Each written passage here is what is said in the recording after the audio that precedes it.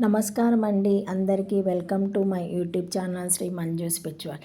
మనము కర్మ మార్గం నుంచి ముక్తి మార్గంలో సత్య అన్వేషణ గురించి తెలుసుకుంటున్నాం కదండి. దాని భాగము 3, 4 ఈరోజు వీడియోలో తెలుసుకుందాము. వాంఛలు లేకుండా కర్మలను చెయ్యి. ఇంద్రియాలను తమ వ్యాపారాలను చెయ్యని కానీ ఏ కెరటానికి నీ మనసును లొంగనీయకు. బద్ధుడుగాక ప్రేమతో చేసే ప్రతి పని ఆనందాన్ని కలుగజేస్తుంది.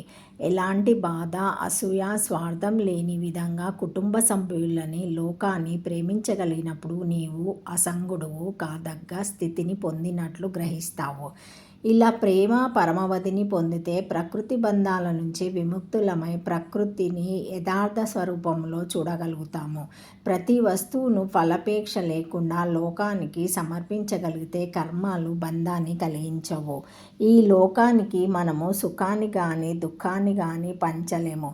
భూమి మీద సుఖదుఖాల శక్తుల మొత్తము ఎప్పుడూ ఒకటే. కాకపోతే మనం చేసేది అటు నుంచి ఇటు, ఇటు నుంచి అటు దాన్ని తోస్తాము. ఈ ప్రపంచమంతా దుఃఖంతో కూడుకున్నది. పరోపకారం చేయటమే మనం చేయగల ఘనకార్యం. ప్రపంచం మంచిది కానీ చెడ్డది కానీ కాదు. ప్రతి వ్యక్తి తనకు తానే ఒక లోకాన్ని నిర్మించుకుంటాడు. మన మనోస్థితిని బట్టి జీవితం మంచిదిగా కానీ చెడ్డదిగా కానీ కనిపిస్తుంది. మనకు కలిగే ఉపయోగాల్ని బట్టి మంచి అని కానీ చెడు అని కానీ చెబుతాము. వాస్తవానికి ప్రపంచము పరిపూర్ణంగానే ఉంది. నిస్సంగత్వాన్ని అలవర్చుకొని కర్మలు చేస్తే ఏ పాప పుణ్యము అంటదు. ఈ విషయంలో దేన్నైనా నీవు లోబర్చుకుంటే తప్ప దానికి నీ మీద ఎలాంటి ప్రభావము ఉండదు. మనోనిగ్రహం కలిగితే ఏది మంచి చెడులుగా అనిపించదు. అహంకారం తొలగి జీవభ్రాంతి పోతే దుఃఖమయంగా తోచిన ప్రపంచం ఆనందమయంగా తోస్తుంది. ఈ యోగమైన పట్టుదలతో సాధించాలి. సంసార మోహాన్ని వదలడం ఎంత కష్టమైన పనో విషయాలను తెలుసుకొని వాటిని అనుభవించి మనసుతో వాటిని క్రమంగా సంగరాహిత్యం అయ్యే వరకు విడవాలి. దేనితోనూ తాదాత్మ్యం చెందకుండా మనస్సును స్వతంత్రంగా ఉంచుకోవాలి. అనేక మార్గాలచే ఒక గమ్యాన్ని చేరగలమన్నది వేదాంతంలో అంశం. కర్మ, భక్తి, జ్ఞాన, యోగ మార్గాలు అని వేరువేరుగా నిర్దేశింపబడిన ఒక యోగము మరొక దానితో కలిసే ఉంటుంది. ఏది ప్రధానంగా ఉందో దానికి పేరు పెడతారు. అన్నిటి గమ్యము మోక్షమే. అలాంటి గమ్యాన్ని స్వార్థరహిత కర్మ మూలంగా పొందడమే కర్మయోగము. స్వార్థరహిత్యాన్ని స్వయంగానే సాధించుకోవాలి. అప్పుడు ప్రతి క్షణము అనుభూతిగానే ఉంటుంది. ఇదే కర్మయోగ రహస్యం. కర్మయోగి వైరాగ్యము, కర్మఫలాల్లో అనాసక్తత, ఇహపరాలలో ఎలాంటి ఫలభోగ వాంఛ లేకుండా ఉండడం. దేహం ఉన్నంత వరకు చేసే అన్నపాన స్నానాది కర్మలు నిత్య కర్మలు. ఇవి స్వాభావిక కాలవడం చేత దోషాలు కాదు. అలాగే అనారోగ్యానికి ఔషధాలు తీసుకోవడం కూడా దోషాలు కావు. ఎందుకంటే వీటి వల్ల రాబోయే కాలంలో ఫలం కలగదు కాబట్టి. వీటిని నైమితిక కర్మలు, శాంతి కర్మలు అంటారు. నిత్య నైమితిక కర్మలు దోషాలు కావు. నిషిద్ధ కర్మలే త్యజించవలసినవి.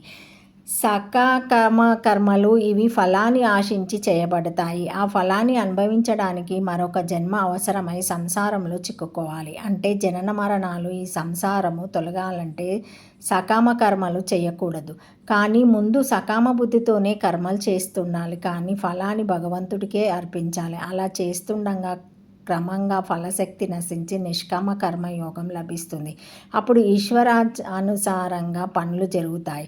కర్తృత్వ భావం లేనప్పుడు రజస్తమస్సులు అణిగి సత్వం కూడా శుద్ధ సత్యమై ఈశ్వరానుసారంగా వర్తిస్తుంది. జ్ఞానోదయం అయ్యే వరకు వివాహితమైన కర్మలు చేస్తూ తర్వాత వాటిని వదిలేయాలి. కర్మ మార్గము 4వ భాగము. మనసులో మాలిన్య దోషాలు, దేహాది అహంకారము పోతే చిత్తశుద్ధి కలుగుతుంది. అప్పుడు సాధనలో పురోగతి లభిస్తుంది. విహిత కర్మలను అంటే చేయవలసిన పనులను కర్తవ్యత బుద్ధితో చేయడమే కర్మయోగం. అంటే మనసు అంతర్ముఖమై పరమాత్మ ఆశ్రయమైనప్పుడు ఇంద్రియాల చేత చేయబడే పనుల వల్ల మనోవృత్తులు ఉదయించవు. గనుక కామవాసనలు ఉండవు కాబట్టి అది నిష్కామ కర్మ అవుతుంది. అట్టి మనోవృత్తులు ఉదయించని స్థితినే ఆ కర్మము అని అంటారు.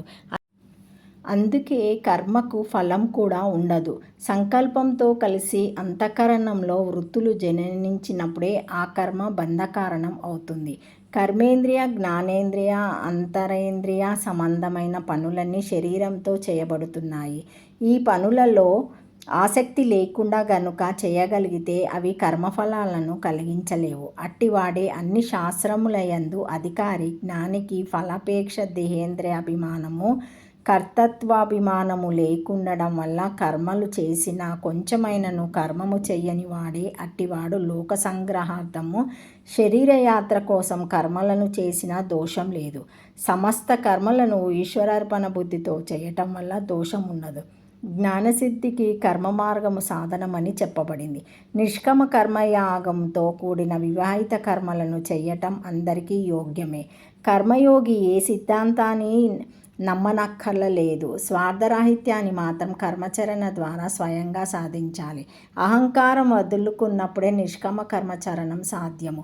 నేను, నావారు అనే భావం లేకుండా ఉండాలి. అహంకారంతో చేసే పనులు ప్రవృత్తి, అహంకార మమకారాలను వదిలి చేసే పనులు నివృత్తి.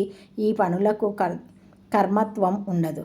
ప్రవృత్తి వల్ల సంసారము, నివృత్తి వల్ల మోక్షము లభిస్తాయి.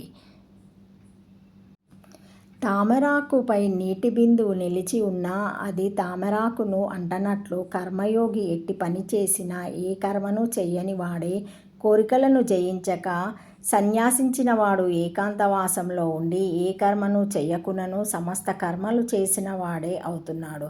కర్మయోగులకు కోరికలు లేని వారికి భగవదనుగ్రహం వల్ల హృదయం గ్రంథి క్షీణించి అహంకార మమకారాలు నశిస్తాయి. జనన మరణ సంసార చక్రం నుంచి విముక్తి కలుగుతుంది. కర్మయోగం వల్ల చిత్తశుద్ధి వల్ల తత్వజ్ఞానము, తత్వజ్ఞానం వల్ల ముక్తి కలుగుతాయి.